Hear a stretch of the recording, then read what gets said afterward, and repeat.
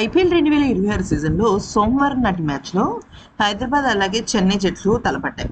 అయితే చెన్నై జట్టు కనుక ఈ మ్యాచ్ గెలిచి ఉండుంటే ప్లే ఆఫ్ రేసులు సజీవంగా ఉండేది. కానీ ఓడిపోవడంతో హైదరాబాద్ జట్టు గెలవడంతో హైదరాబాద్ ఆల్మోస్ట్ ప్లే ఆఫ్కి వెళ్ళిపోయినట్టే.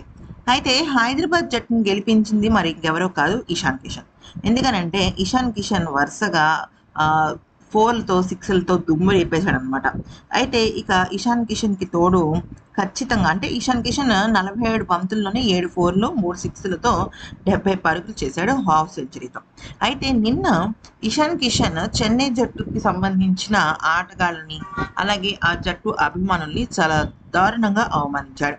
ఏం జరిగింది అంటే సన్ రైజర్స్ హైదరాబాద్ విజయానంతరం సిఎస్కే అభిమానులు ఉద్దేశించి ఇషాన్ కిషన్ విజిల్స్ వేస్తూ ఇంటికి వెళ్ళి విజిల్స్ వేసుకోండి, ఇక్కడి నుంచి దొబ్బేయండి అంటూ చాలా ఆగ్రహంగా గురి చేశాడు.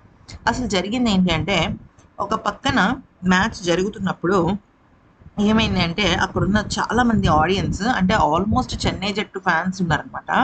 వాళ్ళందరూ కూడా చాలా ఎక్కువగా చిరాకు తెప్పించారు. అంటే ఇషాన్ కిషన్ డాట్ బాల్స్ చేసినా లేదంటే హైదరాబాద్ జట్టుకు సంబంధించిన ఆటగాళ్ళు ఎవరైనా సరే అవుట్ అయినా ఇలా జరుగుతున్న సమయంలో వాళ్ళు చాలా గట్టిగా అరవడాలు, విజిల్స్ వేయడాలు.